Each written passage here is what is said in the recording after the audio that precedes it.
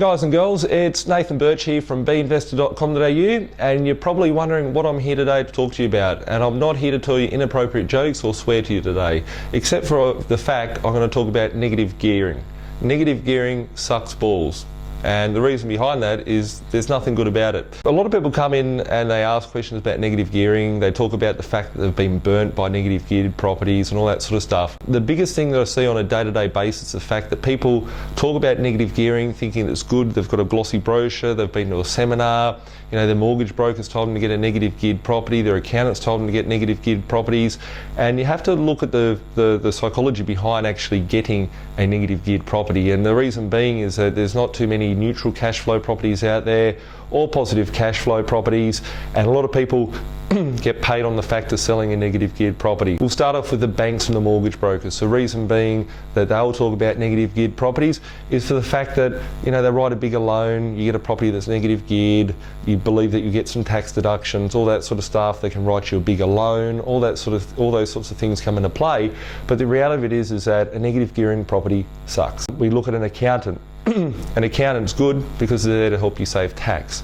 But the question that I'd normally look at and ask myself, and I asked myself this from day one of property investing, is why would Jerry Harvey go and set up an office, a Harvey Norman shop? Would Macca's go and set up a shop? Would any successful business set up a business to lose money? You wouldn't expect Jerry Harvey to come inside and say, look, people, don't sell anything today because we want to, you know, get a tax deduction. He'd say you're all sacked and, you know, close the shop down if it's not profitable. The question I ask is, why would you want to go and buy a property that is going to lose you money every week? If you look at the accountant's justification behind it, the fact of it is that the accountant said help you save tax. They're not really property investors. There are some very good accountants out there that have good experience in property investing, but getting an accountant's opinion on it, they're just trying to save you some tax. So it looks better to lose 10 grand and save 3 grand at the end of the year. But the fact is that I want to put 10 grand in my pocket at the end of the year, pay 3 grand tax and have 7 grand in my hand. That's what you should be aiming for when investing in property, obviously adding some extra zeros on the end of it. If we get to the real hardcore contenders out there that are spruiking negative gearing and negative cash flow properties, they're normally the ones with the nice suits that come out. They go and take you for a weekend away to show you some properties that haven't yet come out of the ground, or they may be coming out of the ground, they may be freshly built, and they sell you on the emotion side of things. And the reason behind that is that all the salespeople out there in the world, all the off-the-plan developers and all that sort of stuff, pay a big commission to the salespeople to sell this junk. The only time I like buying new properties is if a vendor or a developer or someone that's built a property has gone bust and I can buy it bulk. As you can see on the other YouTube videos, the bulk deals that I buy where people get themselves in money trouble. But new properties, when they have the glossy brochures, the salespeople normally get a $30,000 to $50,000 sales commission for selling that property onto you.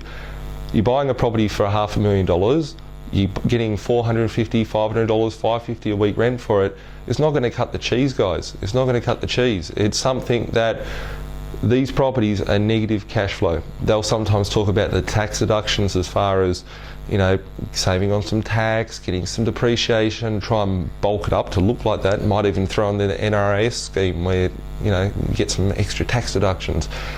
Reality of it is that if you're not paying tax because your end goal is to be financially independent, saving tax, you're not going to be saving anything. You're still going to be costing you out of the pocket each week to pay for that property, and you don't want to get yourself caught into that. If you look at the word negative, gearing, it's 2 words. Gearing is the way that you are leveraged into the property. Negative isn't a good word. I'd rather replace that with positive, or at least something more neutral. I encourage you, when you are looking to buy a property, whether you've got a property at the moment, I see people that have a property that might be costing them $300 a week, $400 a week to actually hold.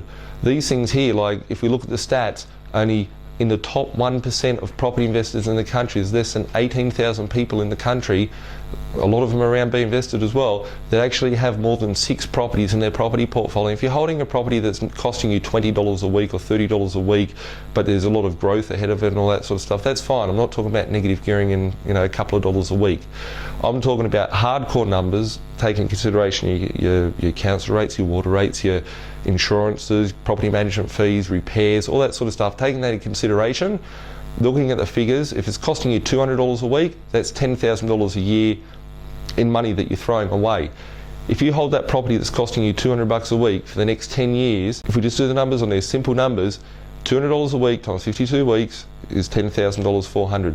Times that by 10 years, that's $104,000. Your property has to go up $104,000 to break even. Tell me, would you be going to work tomorrow to work for your boss and not get paid for it, let alone pay your boss to go there in hope that one day he might give you some equity in the business? I think I rest my case. Thank you very much for watching. Make sure that you subscribe to YouTube. If you have any questions, email us at the office or contact us on the number. We'll catch up soon.